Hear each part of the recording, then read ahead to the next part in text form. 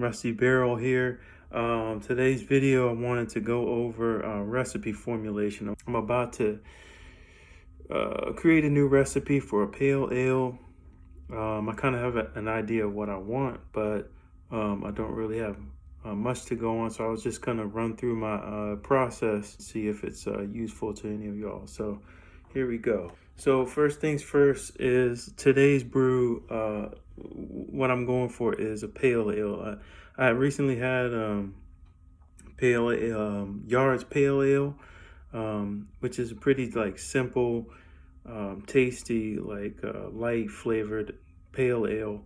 So I thought, maybe I'll try to make something like that. I'm not going for exactly like a clone or anything, but that's kind of the beer I have in mind. So the first thing I usually do is, especially for a style I haven't brewed, or something that I don't really have any data on yet. Like if I'm doing a clone, then you can look for clone recipes. But if you're just going off of a beer like you have in mind, usually what I do is I start with northernbrewer.com.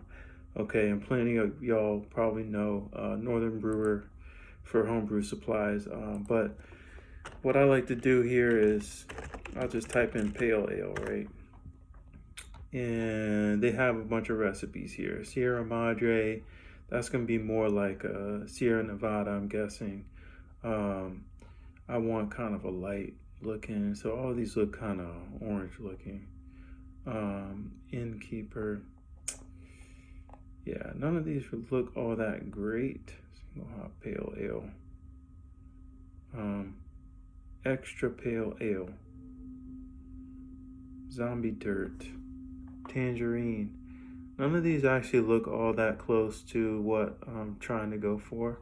Let's try Innkeeper. At least looks a little bit less red than these. All right, let's try. I'm gonna actually look up several of these for comparison. Tombstone. I'll get that, and this one looks the lightest. So let's start with that. Innkeeper.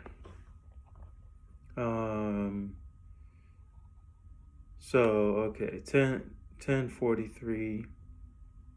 Okay, the main point here is that if you find a beer on here that looks about what you're gonna do, they provide you the recipe kit instructions. And this is the instructions that come with the kit, and in here is the recipe basically. So you can, oh, this is an extract. But anyway, you can steal this recipe and get the ingredients locally, or you can obviously order it. But this kind of gives you an idea. This is OG of 1043, so that's going to be like 5% or less. Let me see if I can, hold on, let me back up and go. If you land on the extract, depending on if you're doing extract, that might be what you want. But if you want all grain, usually they put a link to it down here, and of course they didn't this time. Let me see, where am I? Innkeeper, extract, Innkeeper, okay, all grain. I clicked on all the wrong ones here. These are all extract. The all grain are the ones that say advanced on them. So I want that one. What I say? Extra pale ale, tombstone, zombie dirt. I feel like that is zombie dust. Zombie dust from 3 Floyds, I think it is. Okay, let's look at Innkeeper. And okay, here they have Golden Promise, English extra dark crystal malt. Okay, this is kind of not close. I want something like really yellow and light and clear, like around 5%. So I also want to use 2-row because I usually have 2-row on hand.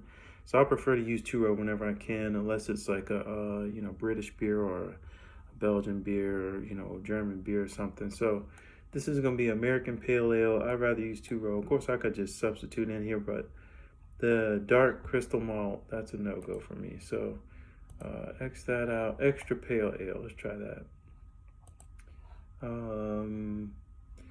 Here we go. This one's talking about 1045. We got 2-row Belgian Cara 8. and Breeze Caramel 20. So that's still, oh, and Cascade. Another thing about this beer is I want to use Cascade hops kind of exclusively.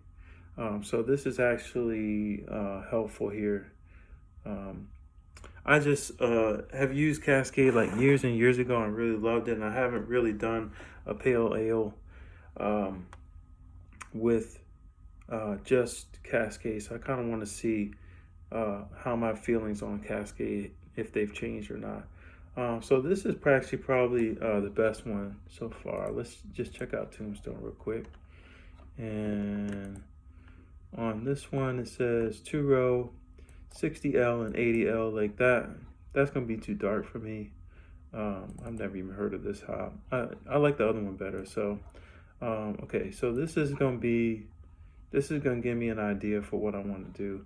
The other thing is if you've brewed something similar before, you want to check that. So I'm gonna go, majority of this is gonna be about Brewer's Friend.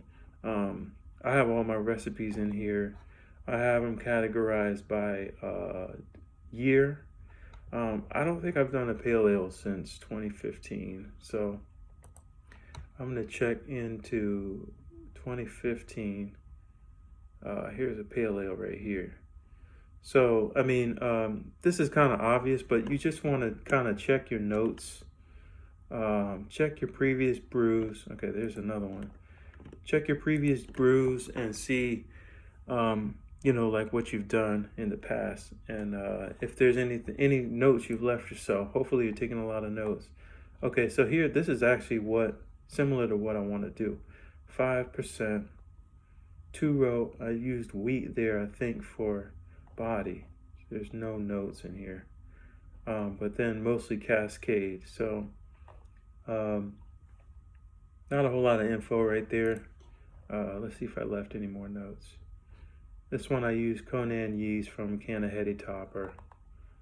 About the same recipe. 10 pounds, 56% efficiency. So that was not great, but I don't know if I want to do the wheat this time. What do they do on here? He does 2-row Belgian Cara 8 and Caramel 20.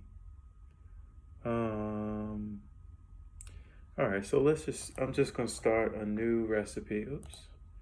I'm just gonna start a new recipe. My recipes, let's do new recipe.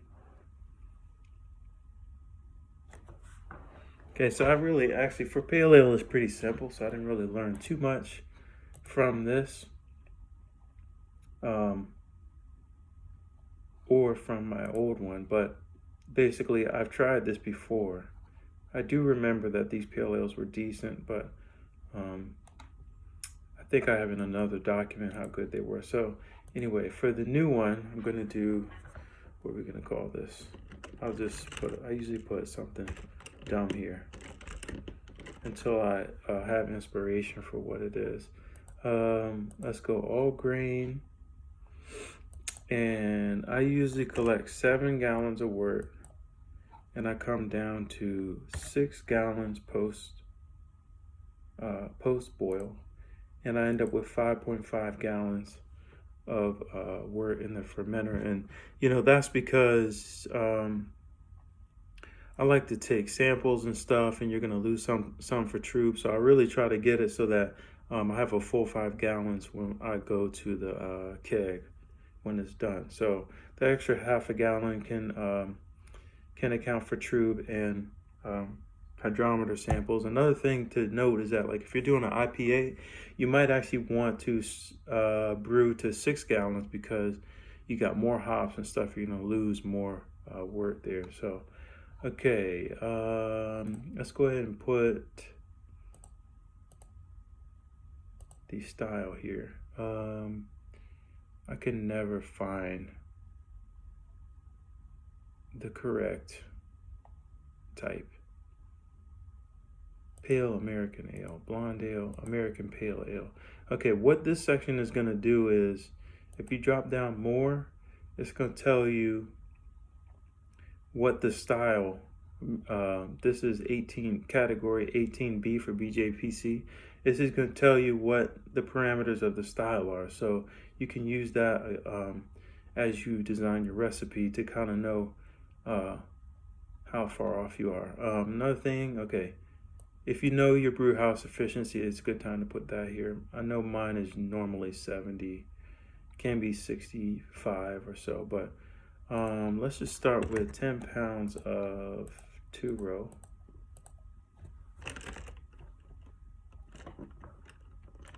2-row, pale 2-row. That already gets me to 1047. This one was 1045, so it's really kind of light. I want this to at least be 5%. So, and borrowing, so this one has Cara 8 and Caramel 20. I think that's gonna add too much. I mean, you can put it in. You can put it in and see what it's like. So let's just put Caramel, Cara 8. It says 1 pound. And then you can do your, what did it say? 0.5 of Caramel 20.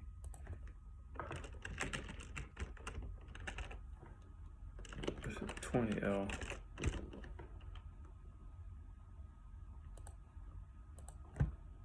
.5, right? And see, this will give you a color estimation. Right here and right here. That's gonna be too dark for what I want. And you can adjust. See, this is, oh shoot, I put 120.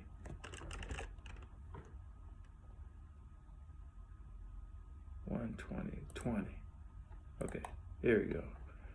That's not too bad. That's not too bad.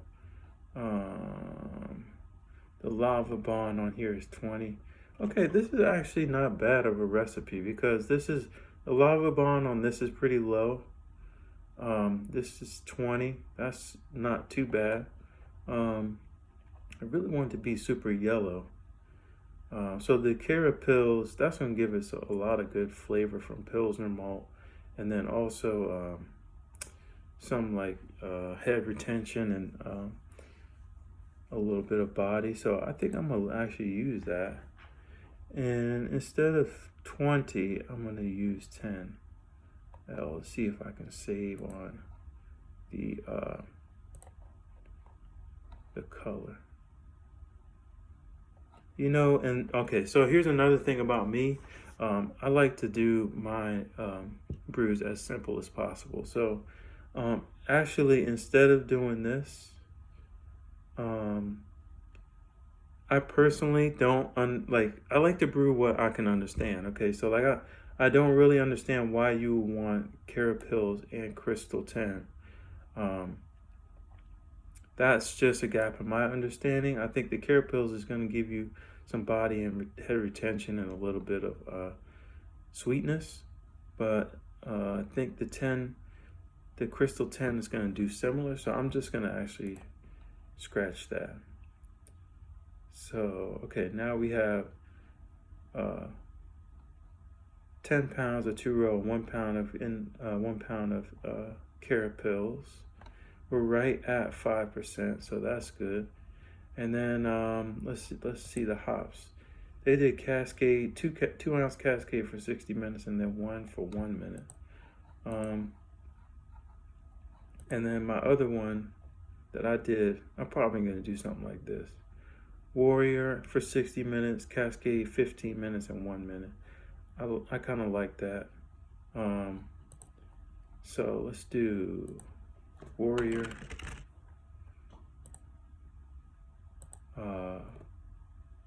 What did I say? 0.5. 0.5 for 60 minutes. And so that gets us to an IBU of 28. Now over here you can see the IBU for the style is 30 to 50. So we're almost there. We can also see our ABV is right in the range. We're at 5 and it's in between this range. And then the color is saying that, I don't know, that these different brands of estimating color. It's saying our color is too light for the style, but I'm just choosing to ignore that. Okay, and then I want to do Cascade. Let's do Cascade. I like the idea of 15 minutes. One thing I was going to mention actually on this Warrior, you want to pay attention to what it's telling you for AA. This says 15.8 AA. You're going to want to check your hops to see exactly what the AA is on the pack. Because, I mean, normally it's not wildly different, but it could be. You know, if you get some Warrior that's like 12, then this IBU is going to be way different than in your beer than it is on your calculator, okay? So, all right, Cascade, pellet. Let's do an ounce for 15 minutes. And then we'll do an ounce for Cascade. We'll do an ounce for 0 minutes. So this is a pretty simple beer. Curious, did they do a dry hop on this? Probably not. Okay. Our IBU is still a little low. So we could do 0.75. That's gonna make it too much. Well, that's not too bad. 43. All right, so let's do 0.75 there. 1 ounce for 15 minutes. 1 ounce for I'm in the mode of always making these IPAs, so I'm having to stop myself from bumping this up to like 3 or 4. 1 ounce there, and then I'm gonna go ahead and do 1 ounce in dry hop, just because. And you know, one thing that you can do if you're not sure about doing dry hop, you can dry hop. If you're doing kegging, you can just brew it all the way through and then taste it before you go to keg and decide if it's good or not. And if you think it needs more, you can I usually just add, at that point I'll add the dry hops to the keg and then keg it anyway. Let's see, dry hops for 3 days. I always do 3 days. And there we go. Let's see, I'm not gonna really get into water today. I have some water profiles in here. If you don't know what's in your water, you should probably try to figure that out. I have my water put in here. Somebody from my club had the water tested around here, and so I put it in here. Let me just real quick show you guys the if you go up to Tools, Water Profile, they've got a listing of all these water profiles. It's like a big long page. And these are shared, these are uploaded by users. So if you type in, I know I'm in Henrico County.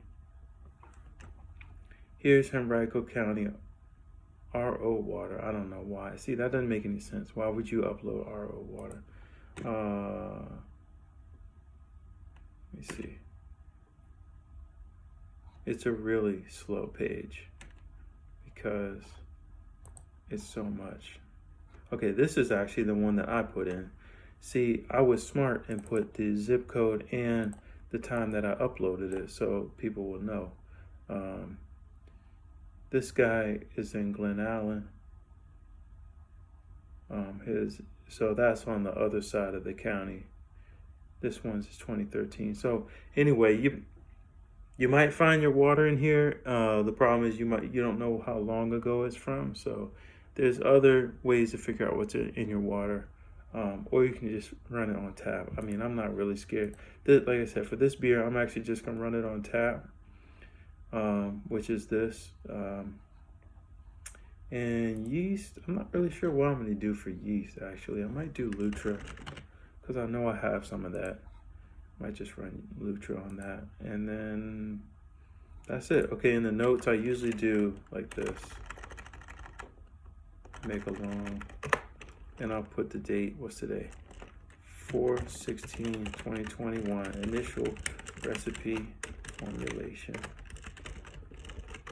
Taking notes from, and you just want to leave yourself some breadcrumbs in case you want to backtrack. Taking notes from Northern Brewer extra pale ale recipe. Also from Untitled 2 recipe, which is this. And then I'll say, you know, if there's anything else that I thought about. Oh, look, we're up to 521.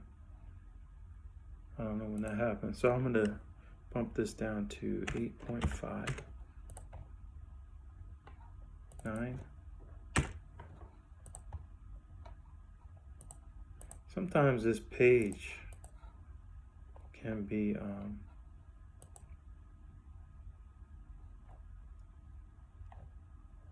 sometimes this page can get stuck trying to update this stuff. Let me see, 11, no, 10, 9, 9.5, 9.75. If I don't hit it right on the nose, I kind of like to go over. This is only 5.1, but if you go I know on my system sometimes I come out low on gravity, so it's okay to go a little over on the ABV, on the original gravity ABV, just in case I don't hit. It will be more closer to what I actually want. Okay, so it's complaining about Cascade. It doesn't have that. I think it's 7. I don't know why I did that. Okay, Cascade. Okay.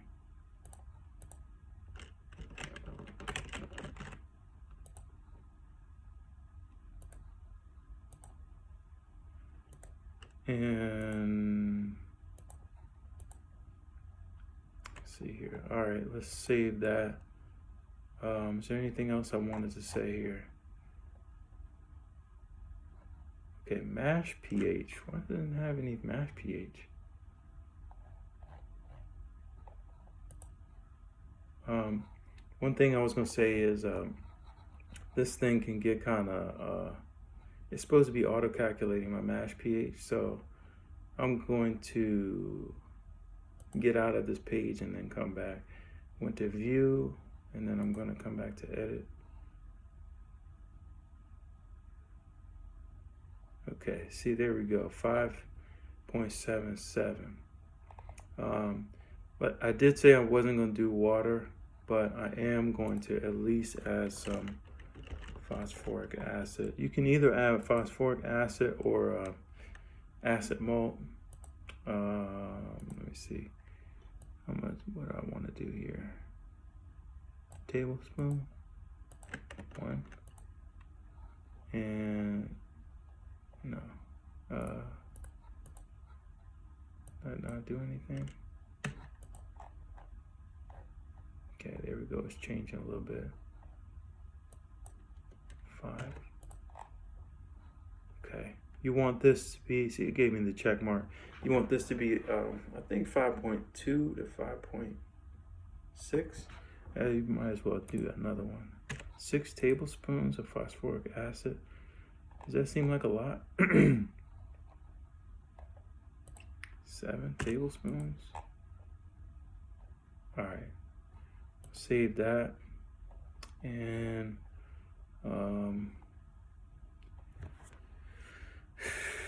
yeah, I say running it on tap water,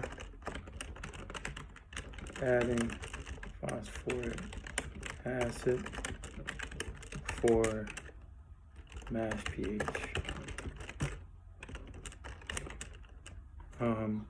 one thing I could see happening is that because of this beer is so light, it probably would do better with some softer water. Maybe like use some distilled water and add your minerals back and build up your water profile. But since I'm kind of shooting in the dark on this, I haven't done a pale ale in 6 years. I'm just gonna do it like that. But that's just my feeling from knowing about like Pilsner. I know does better with my Pilsners and IPAs do better with soft water, or well, not soft water, but built up water exactly to a particular water profile, not tap water basically. Yeah, I think that's it. I guess I will report back on this brew whenever I brew this thing, and maybe do a tasting review video. But for now, let me know in the comments if y'all have any questions about my process. If you have any tips about your process, Brewer's Friend, Northern Brewer, anything y'all want to add in, go ahead and add that to the comments. And don't forget to like and subscribe, of course. This is Rusty Barrel signing off. Peace.